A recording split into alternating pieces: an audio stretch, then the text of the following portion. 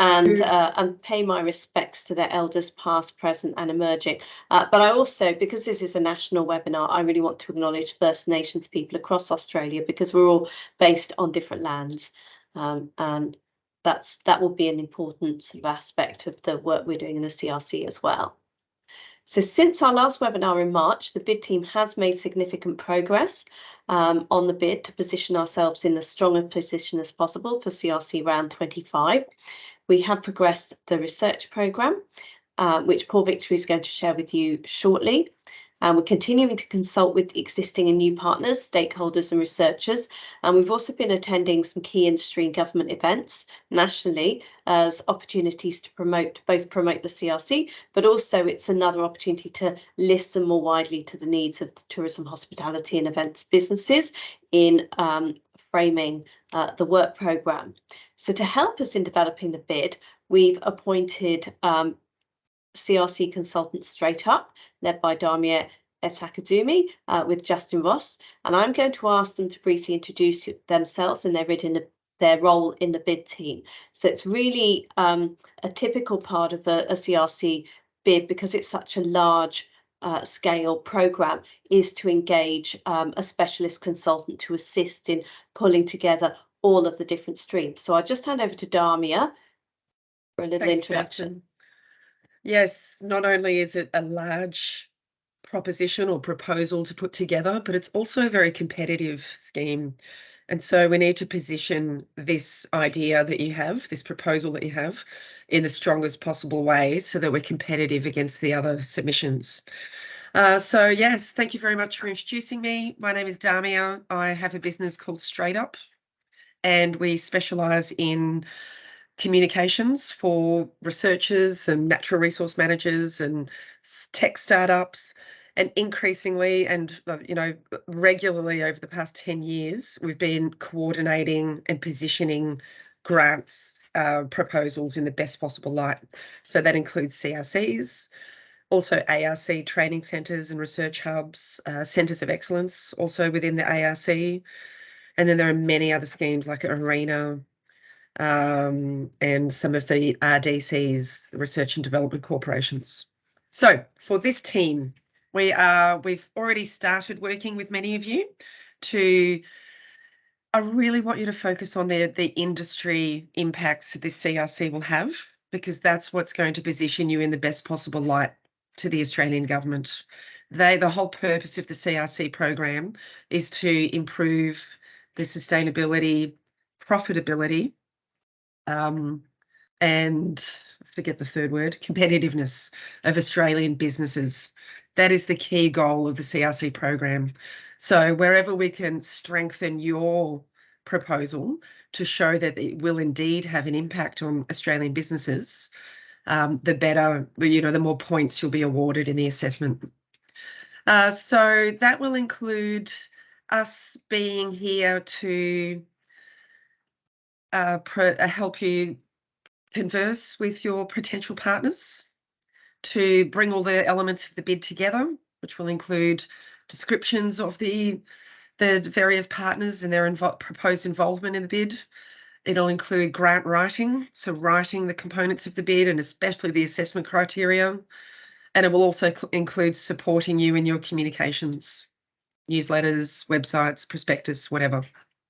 Thank you very much. I am working with Justin Ross from JRO & Co, so I'll hand over to him to introduce himself.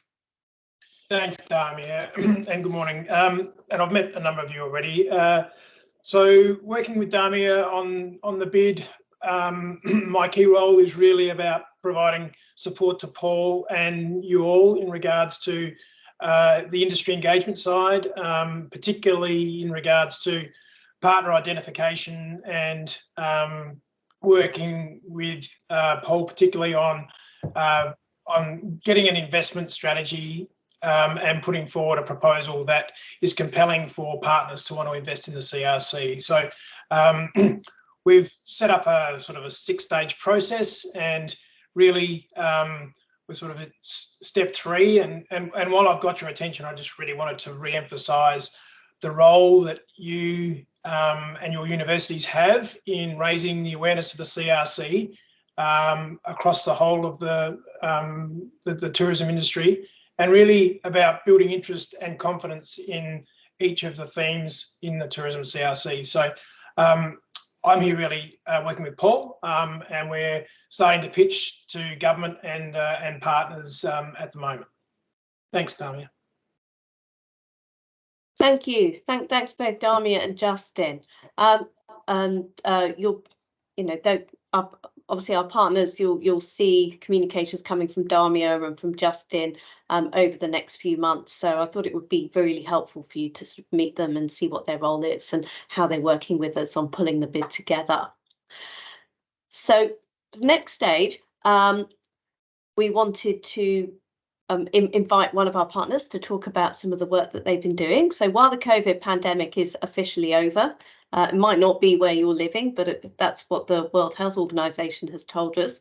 And obviously it's been the biggest disruptor for tourism globally, but it's also spurred significant innovations within tourism. So I really wanted to invite a key innovator, Tim Jordan, who's CEO of one of our partner organisations, Bonza, to talk about how he launched a new airline during a pandemic and what Bonza's aspirations are for the CRC. So I thought this would be some really good opportunities for our partners to get to know each other a bit better. So I'm going to hand over to Tim. Thank you very much. Thank you, Kirsten, and good morning, good afternoon from the Sunshine Coast, which is where I find myself today. So our very humble home, or as we call it, Bonza's backyard, which is fairly different from an airline that you may have in your imagination, a big corporate office. We're actually in a converted Queenslander. Which is very appropriate. We don't have a hills hoist in the garden, but we are still working on it. We do have a barbecue. Bonza is a disruptor. The aviation sector, as per the ACCC report, which came out, domestic competition report, which came out just 2 weeks ago, the aviation sector is just about the most non-competitive as any other sector in Australia. 94% of the market is centralised with 2 airline groups. That doesn't help us as an industry in terms of developed tourism. That doesn't help us as consumers, as customers, whereby you have so much of the market centralised in 2 airline groups that sort of compete with each other sometimes. We are new to the market. We have a grand total of 4 aircraft. However, those 4 aircraft are flying to 17 destinations. Very proudly, 16 of those are large regional centres. We do service Melbourne, and one of the key reasons we service Melbourne is because there are 2 airports in Melbourne. Whenever there are 2 airports in a location, that leads to competitiveness, and that really is the large driver as to why we are servicing 2 airports in Melbourne. We are servicing both airports, but the rest of the airports are large regional centres. Some of you are actually sitting in them right now. Locations like Cairns and Townsville, Rocky, Bundaberg, Gladstone, Coffs Harbour, Port Macquarie, Tamworth, Albury, and Newcastle, and Avalon, Mildura. So very, very proudly representing, if you like, the half of the country that call non-Melbourne, Sydney and Brisbane home. Half of us now reside in locations which are not Melbourne, Sydney and Brisbane. And that's half of the population probably isn't well serviced from an airline perspective, generally involving connecting flights, and none of us want to do that, and certainly high fares, none of us want that. So we're into the market, we're in our infancy. We have just gone through, over the last 4 months, the fastest and broadest ramp up in Australian aviation history. As I say, 17 destinations, 27 routes, and as at just under a month ago, we reached the end of our ramp-up phase. We are now into, if you like, a 2 or 3 month phase of plateauing, whereby we have some sharp edges. We have learned some things about ourselves, some things that we're probably not that happy with. We would rather under promise and over deliver. Probably in the last month, I don't feel like we've been doing that. So we've got some sharp edges we need to take off. We will do that over the next 2 or 3 months, and then we will grow again. And our intention is to bring more routes, more low fares, more choice to the market in many of the locations that you and your universities are actually located in.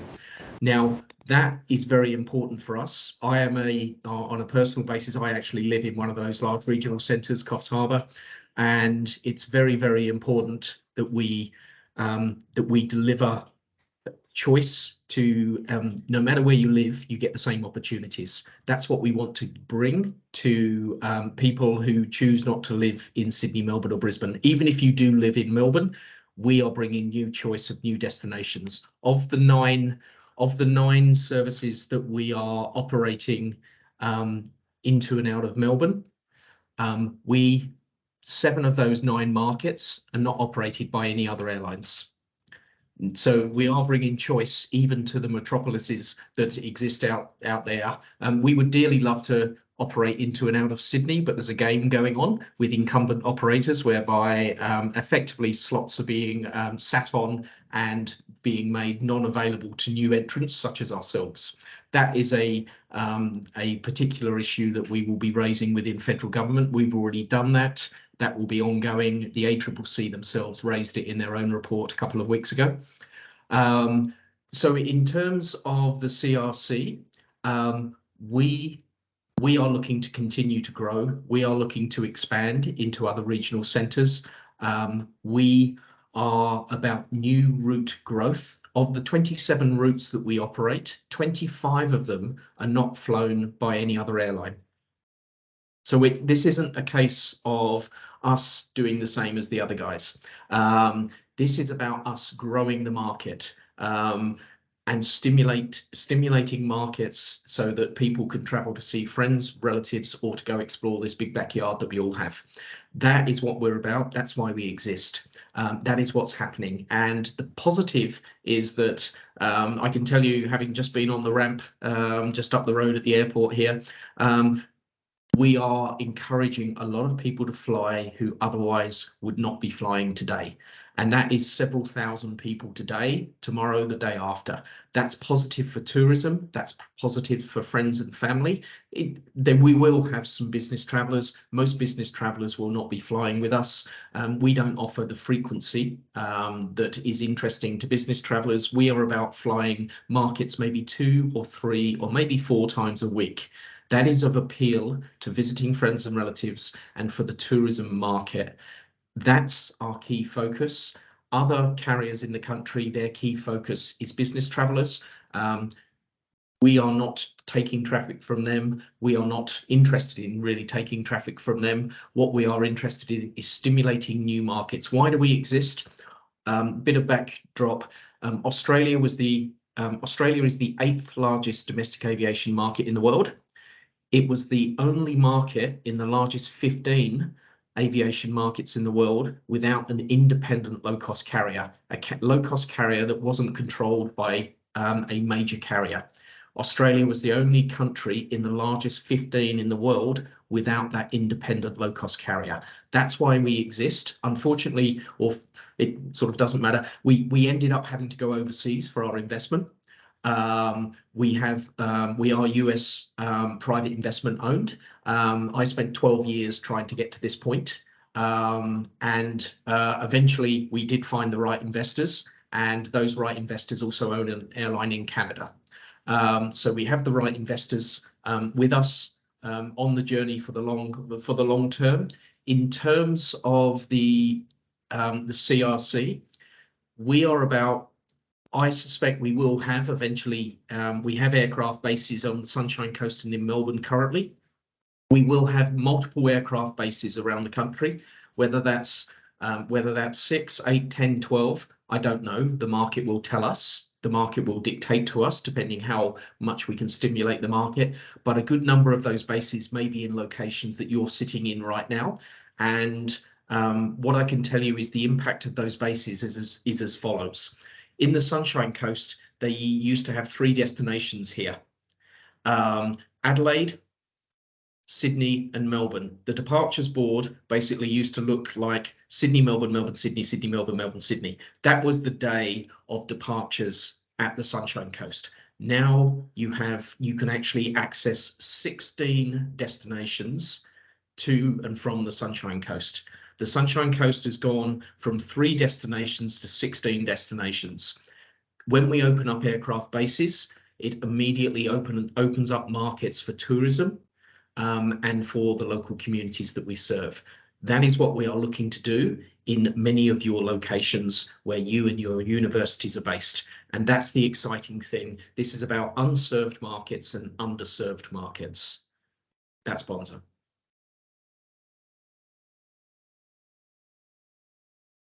Sorry, I was on mute. Thanks very much, Tim. Really enjoyed that talk. Just wondering if you're, a pie in the sky, if you could put on some extra flights from Sydney to from Perth to Sydney sometime in late February around the Taylor Swift concert, you'd probably do particularly well, given that everyone I know wants to go and she's sadly bypassing Perth. Fingers crossed, might be an extra date announced, but probably not looking at her schedule. Does anyone have any questions they'd like to ask Tim about, Bonza or airlines or disrupting tourism? Hey, Tim, it's Paul here. As being the former general manager of growth at Sealink, I wish you great success, mate. That's a great story. What are your customers saying? I was very interested to hear that most of your customers are visitor based, but what are your customers saying about your airline? Most of the customers, as I say, I think over the last month, hand on heart, I think we've a little bit of overpromised and under-delivered. When you have 4 aircraft, if all of a sudden you have, we had this a few days ago. Sometimes you have birds or bats taking a dislike to your aircraft when you're flying to somewhere. And if you suddenly ingest a bird or a bat, it can do unpleasant things to an engine, a jet engine. When you only have 4 aircraft and you suddenly don't have one available, it means your recovery is somewhat limited. So we have been in the last month in over a learning process. And I think, as I say, none of us are happy with, I think, over-promising and under-delivering. And we're in the process of learning some lessons, not how we would like to have learned them. So to answer your question, generally, the reception has been marvelous. The support has been incredible. The downside is being a small business, as we are, we have approximately 250 team members at the moment. When things go wrong, your ability to recover is more limited. And strangely enough, our ability to reach out to other airlines to assist us is somewhat limited and not always overly assisting. To be fair to other airlines, they have assisted where possible. But when you're only flying a market twice a week, sometimes that manifests itself quite painfully. So we are, like any business at any stage of development, we will learn. We will learn very quickly. We will not shy away from lessons to be learned. And then we will go again and we will try and build some more redundancy into what we're doing. So to answer your question, the reception has been fantastic. People understand the point of difference that we're bringing. There have been more than a few spine-tingling moments, I can tell you. Being on the ramp and having somebody come up to you and say, I'm going to see my grandmother, sorry, I'm going to pick up my mum in Mildura, who's quite elderly, and I'm going to bring her back to the Sunshine Coast to meet her grandchildren for the first time. If that doesn't impact you as, you have to question your own existence. And that's truly happening hundreds of times a day in terms of what we're doing. So, some of these regional centres, as you will know, because many of you are in them, it can be horribly prohibitive in terms of cost and time to get to and from. As I say, last year I was quoted $2,000 to fly from Coffs Harbour to Melbourne. So it's truly some shocking things out there from a choice perspective, and also just from an opportunity for young and old and everybody in between. The reception has been fantastic. We are at the beginning of what we can achieve. The good news is that the 17 destinations is the beginning. We already have another 15 destinations who are now reaching out to us saying they would like Bonza service. And the good news is we are expecting additional aircraft towards the end of this year. So we will hopefully be able to get to some of those destinations too. Great, thank you, Tim. We've got a couple of questions, one from Bradley and one from Damia. Bradley, do you want to jump in? Sure. Thanks, Kirsten. Hi, Tim, and thanks very much for that overview. We kind of indirectly met last week at the Tourism Australia event in Canberra, I think. And you'll recall that last week when I spoke, I mentioned the issue of cabotage, and the ACCC in their report last week or week before did refer to it in the context of potentially adding opportunity to the Australian competitive market.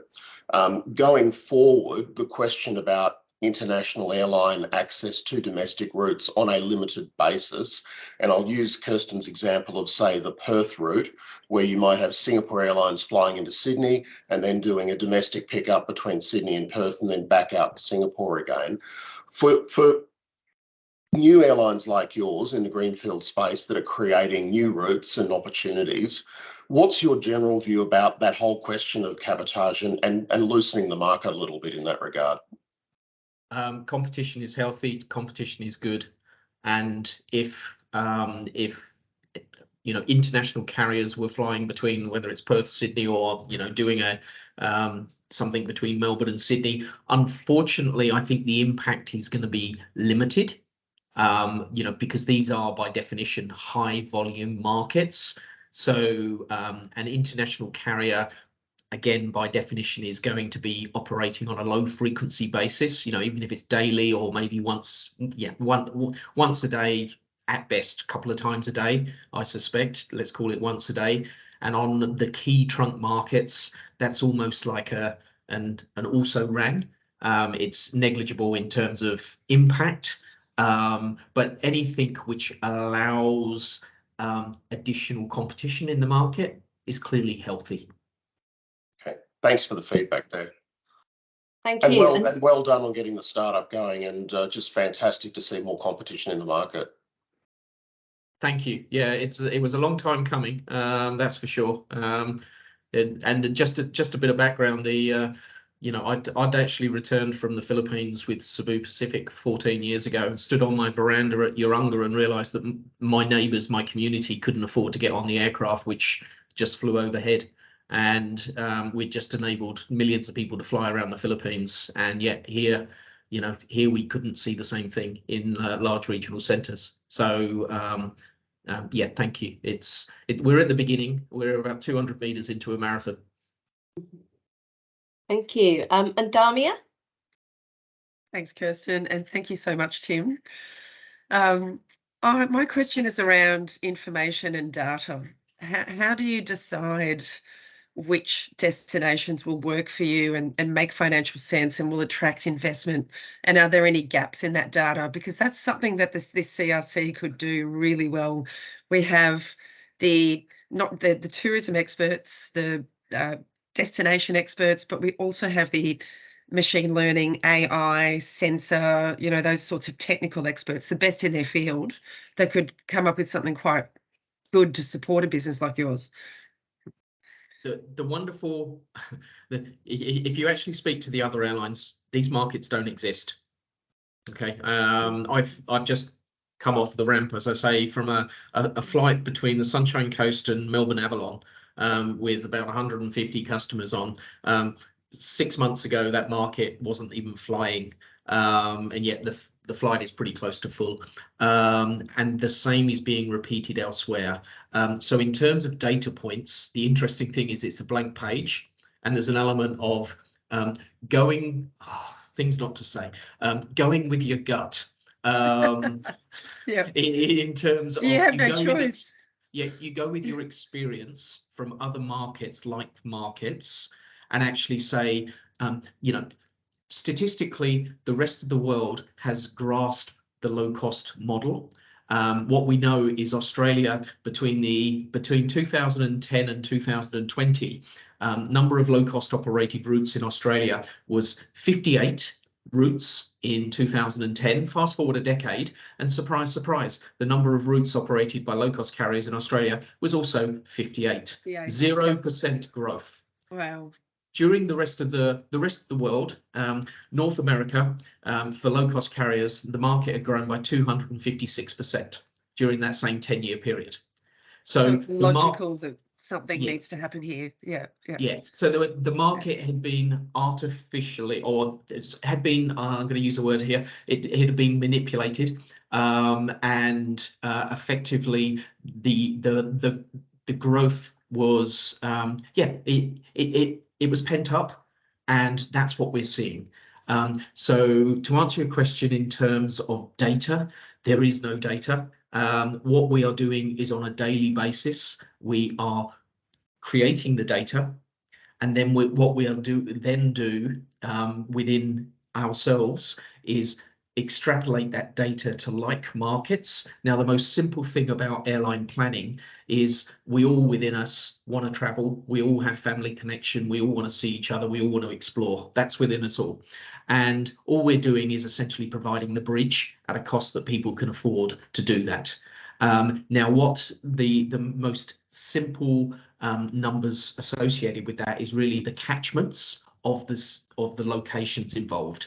So building catchment area data for population centres, like if you were to look at, you know, Coffs Harbour, you know, the city of Coffs Harbour is 50,000. You actually build in the surrounding areas and the local government areas around that, it becomes 105,000. So all of a sudden, and there's a lot of locations in the country which are 100,000 or greater. There really are. And that's significant, a number. It is. And so, you know, and the same goes for locations like Mildura. You go, well, Mildura is you know, you look at it and it's about 60,000. You actually build in a 45-minute drive, 45 minutes, maybe an hour drive around that from local government authorities. Then you end up getting up towards 90,000 people in that catchment. So that is the single largest input.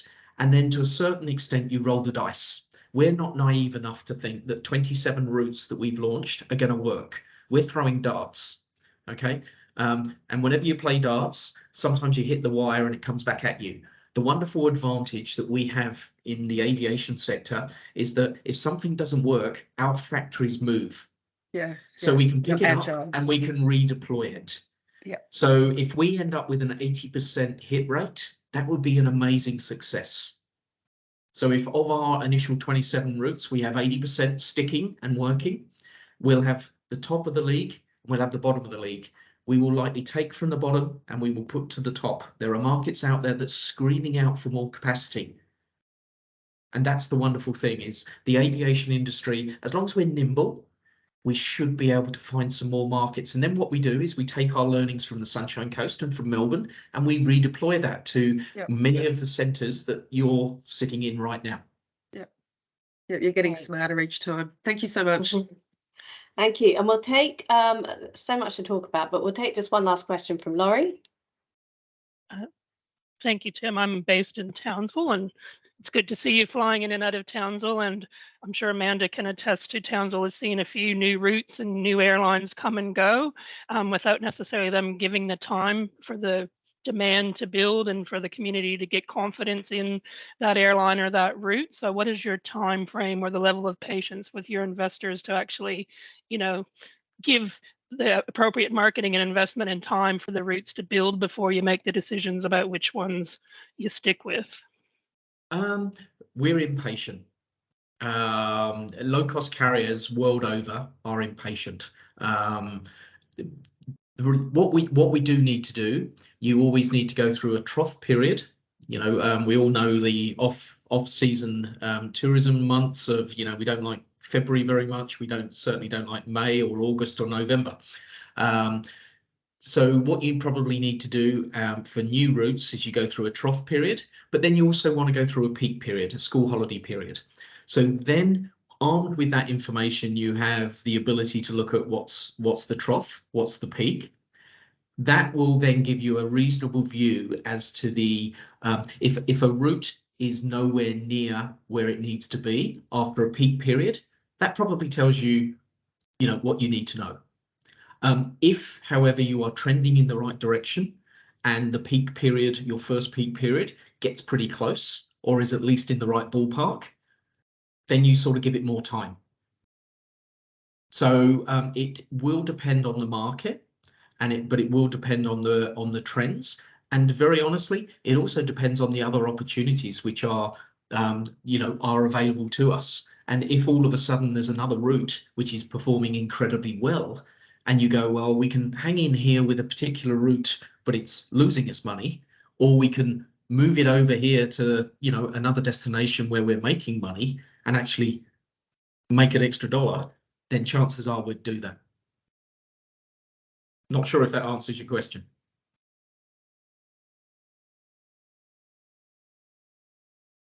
Great, thank you, Tim. Really appreciate you talking. And we didn't even get a chance to talk about RECs, which I was kind of, and their sort of profit warnings and things that they're talking about. But I really appreciate you talking to everyone this morning, this afternoon, and answering questions. Thank you very much, and looking forward to seeing lots of Bonza planes, more than 4, flying around. I'm going to hand over now to Paul Victory, our bid CEO. He's going to update you on the bid progress and the programme proposals, and we're really looking forward to comments and feedback from our partners in response to these. Thank you, Paul. Thank you, Kirsten. What an inspiring presentation. Thanks so much, Tim. That was really enjoyable. And as I said, as a former sort of thinking about growth, and I know exactly what you're talking about when a grandmother travels for the first time to see their kids. What it really says to me is the importance of the transport sector in growing tourism. And I guess the Future Tourism CRC is all about exactly this. It's about preparing for the future. What does the Australian tourism industry look like by 2030, 2035, 2040, 2050? And these are the considerations that we as both business, industry and university context need to consider. And that's exactly the thinking. So I think your presentation this morning actually just hit the nail on the head. So thanks so much.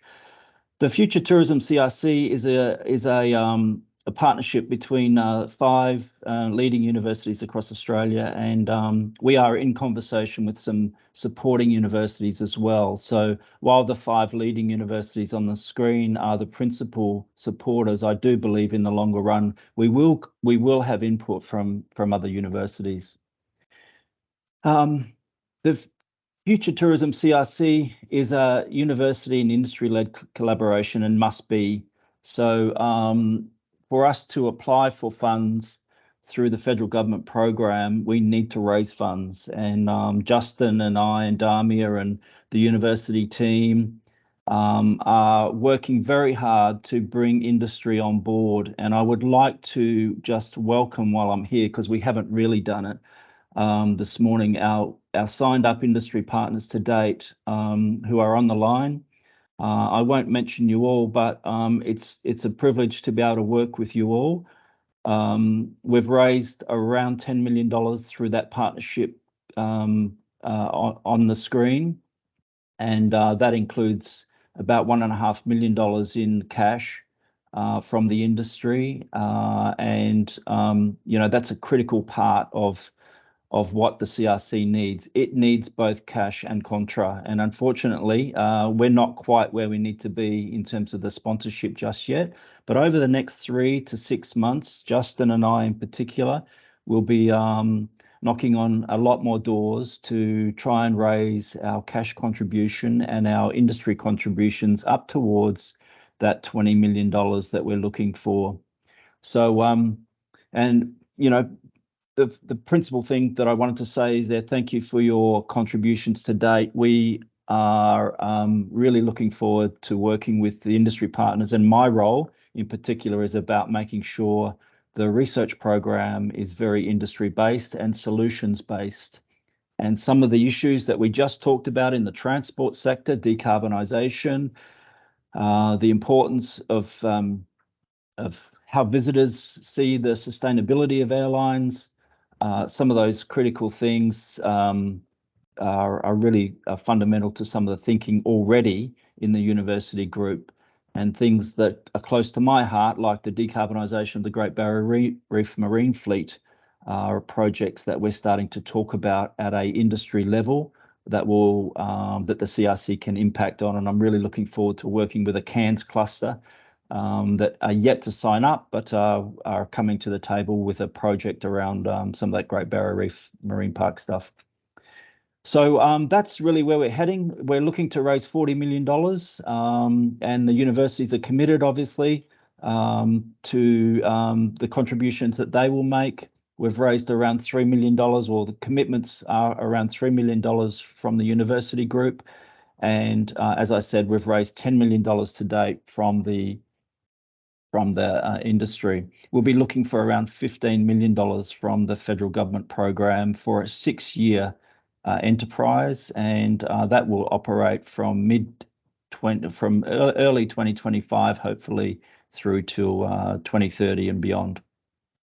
And what we've found in our consultation, and this comes back to aligning ourselves very much with the Thrive strategy and the visitor target, the $230 billion visitor target. How do we prepare as a country for growth in the tourism sector and growth in the visitor economy, and where should we focus some of that growth, and how do we make sure we're sustainable?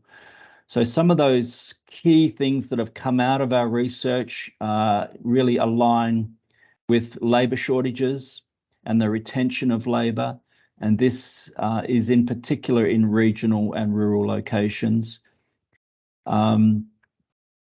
How do we manage the tourism industry? Because it is currently managed at federal, state, local, and RTO level. Is this the right way for the future of the tourism industry to be managed? How do we align the planning laws around sustainability and regenerative tourism, particularly in natural resource management and some of those areas of national parks and public reserves? How do we align our planning laws to facilitate tourism investment? Where do we go with the strong push for sustainability across the tourism sector? What should we aspire to at regional level? What should we aspire to at the business level? How do we deal with carbon offsets and consumer activity around carbon offsets? Are they willing to pay extra? How do we deal with biodiversity? When I think about aviation fuels and ferry fuels, the cost of diesel versus cost of hydrogen is a big issue right at the moment. How are we going to deal with that into the future? And the lack of investment in technology. And we're going to try and address some of this stuff around technology through Curtin University's lead in this area. So the big challenge that we found was really about a systems approach to achieving sustainability and regenerative tourism experiences. And we aim to invest heavily into technology and data development in both demand and supply. And this comes directly from conversations with industry and government about the need to improve our data in the tourism sector, particularly around real-time data, and to support both the National Visitor Survey and the International Visitor Survey with something that might have more impact, particularly at a regional level. So the data improvement really will inform most of our other strategies. So it will help with workforce development, looking at future markets. How do we deal with climate sustainability and regenerative tourism? And most of all, improved data will facilitate improved investment. And we find at the moment, well, experience tells us that there's been underinvestment in certain areas and overinvestment in other areas, and a lot of that is linked with data.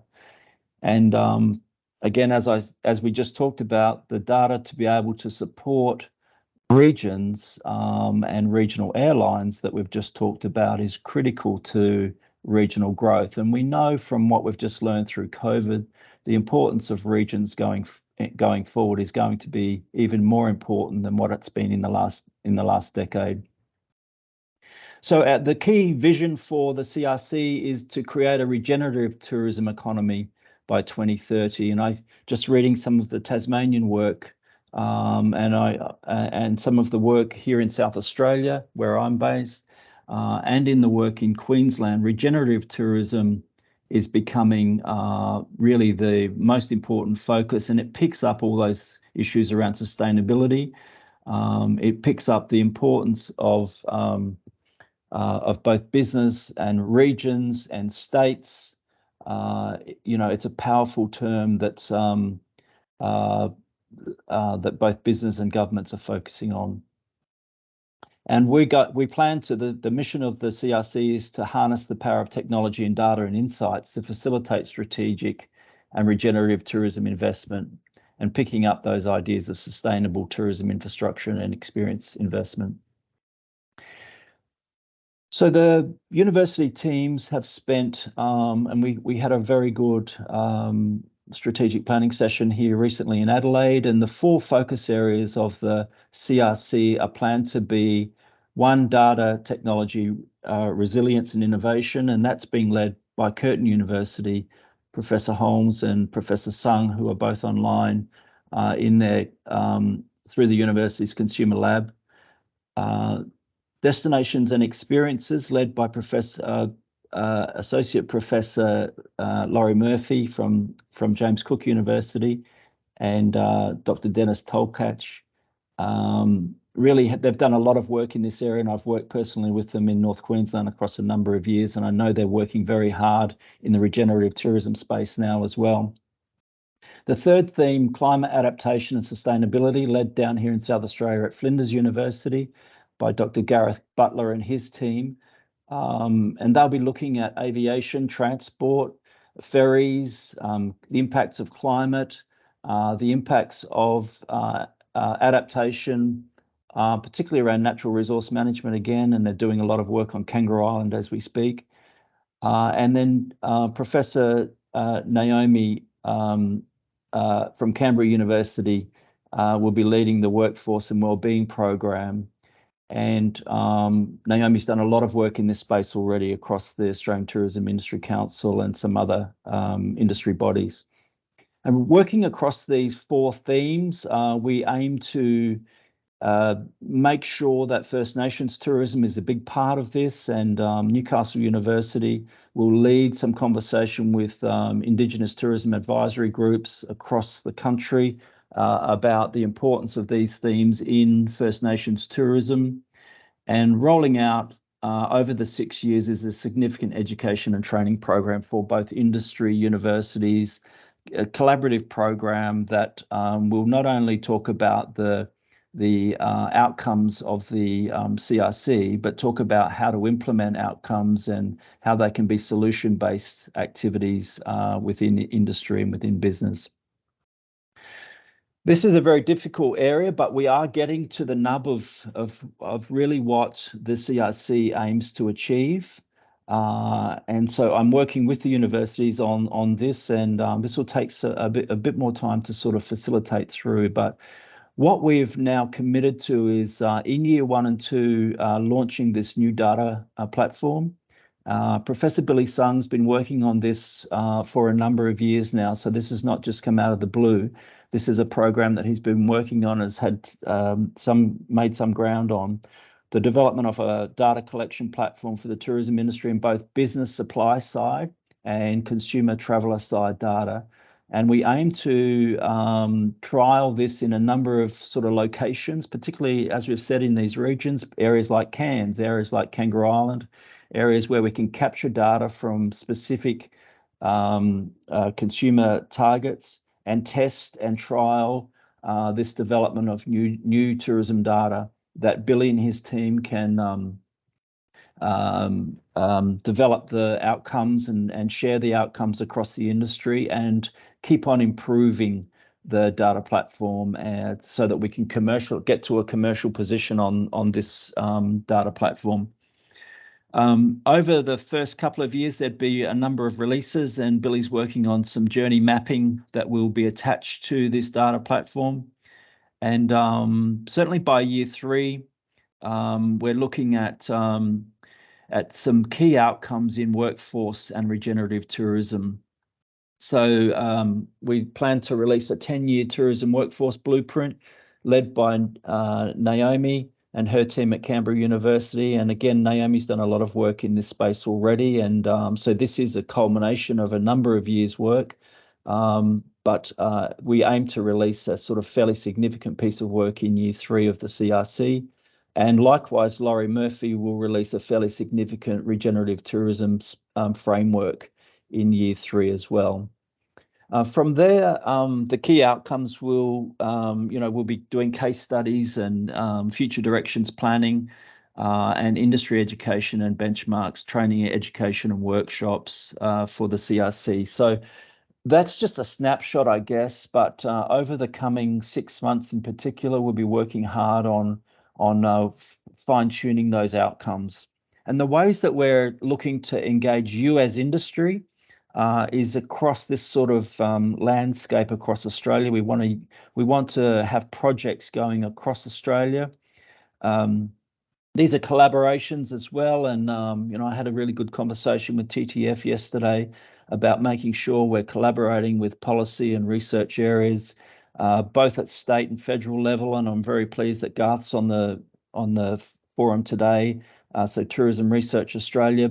I know the state tourism organisations do a lot of this sort of work as well, and SATC and Tourism Queensland have done a lot of this sort of work over the period that I've been working with them. But there is an opportunity for us, for the CRC, to work directly with our industry partners on data collection, and this idea of regenerative tourism up through that Cairns cluster.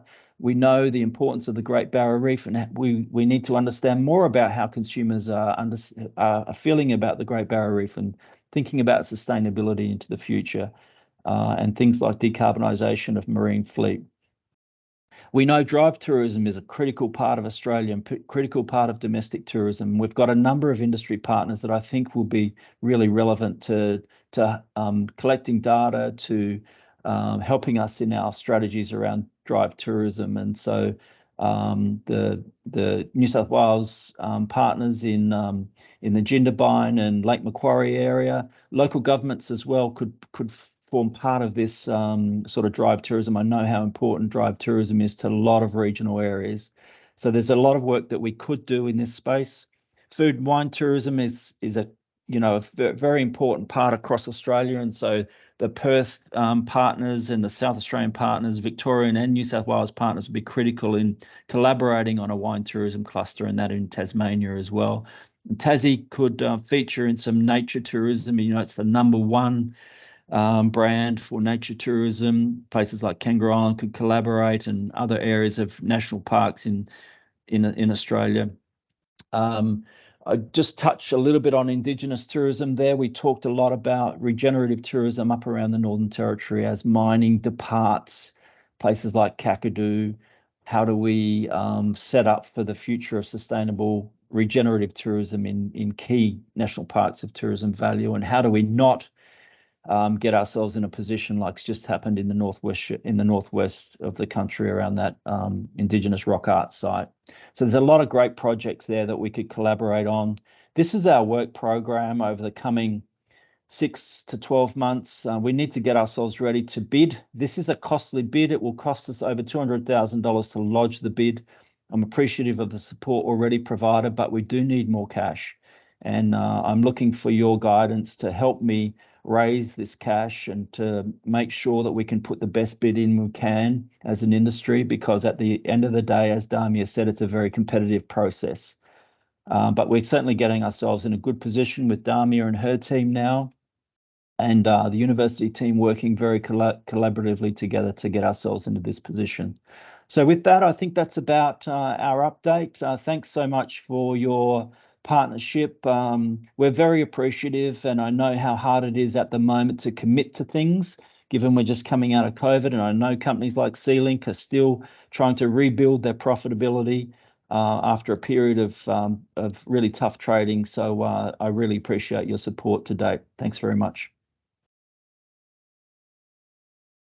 Thank you very much, Paul. I'm now going to open this to questions. So if anyone's got any questions for Paul or for anyone on the team, please jump in. I'm just getting a phone call from, I think, someone who's been locked out. So I'm just going to quickly take that call. Yeah, very happy to take a few questions.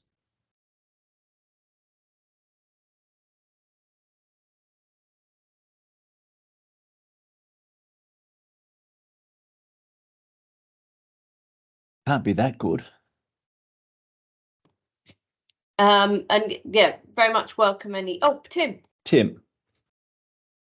Just you mentioned about it's highly competitive for the funds. Where is that competition coming from?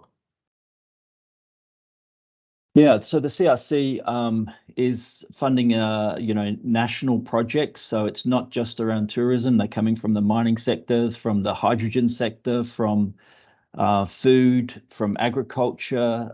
There's a lot of bidding. I think our advice is that they generally for each round have maybe 10 to 15 bids, and roughly 3 to 5 of those will get funded.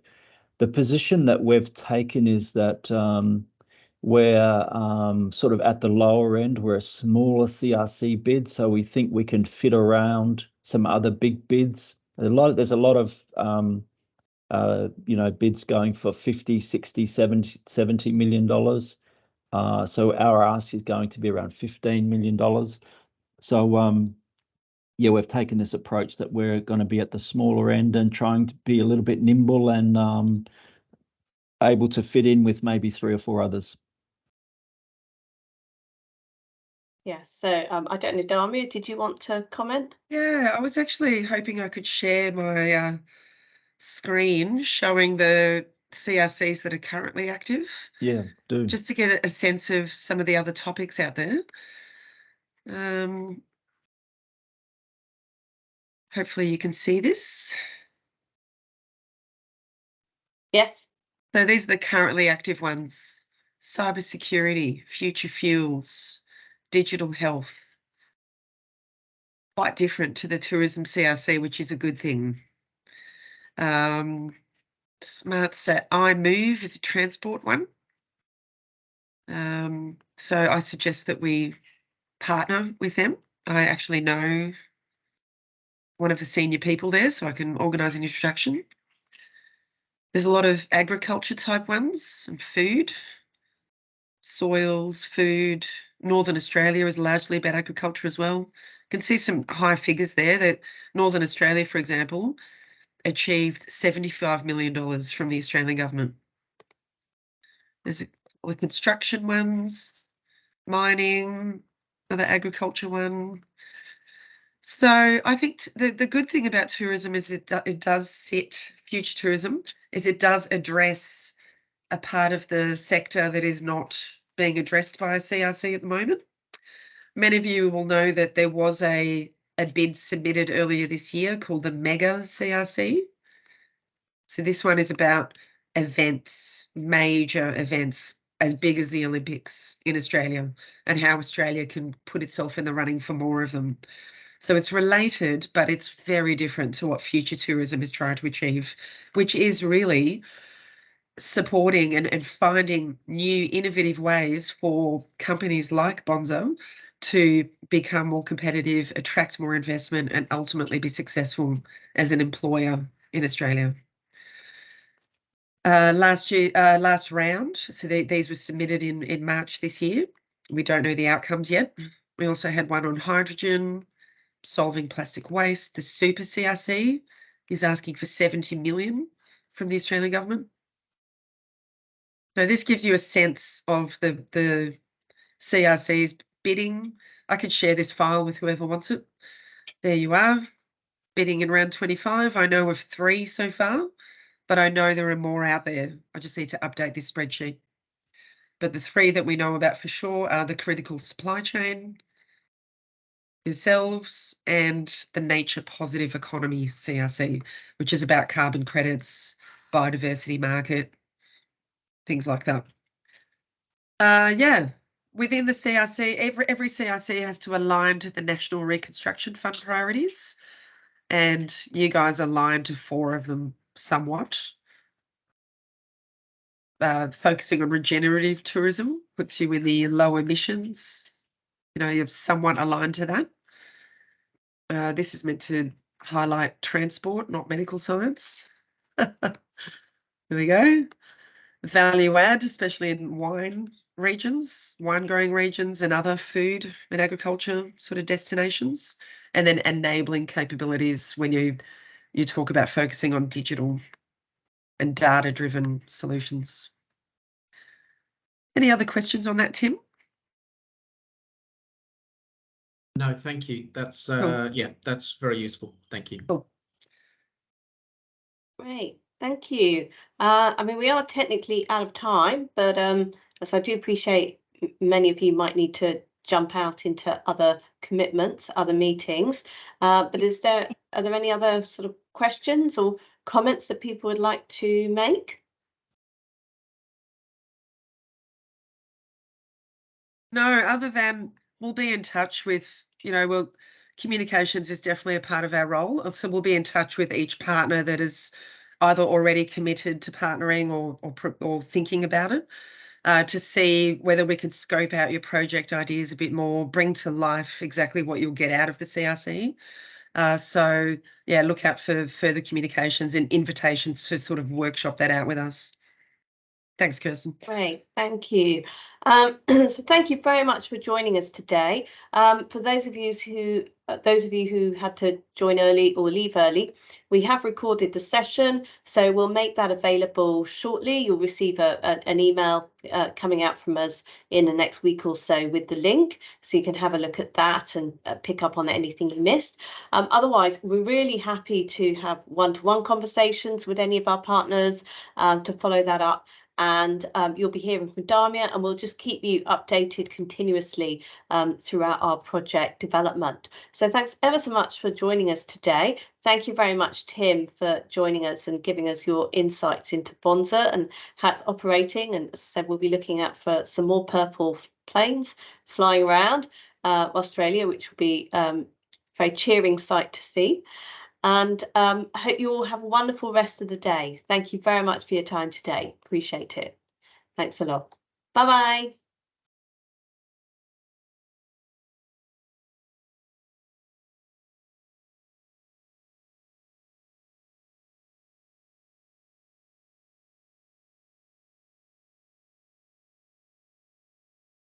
Okay. So Joanna, we'll sort out the link. Thanks, Laurie. Yep. Oh, Joanna's gone. Okay. Yep. I'm gonna Okay. just follow up All with right. Joanna about sorting out the link. Great. Anyway, See ya. see you all. Bye-bye.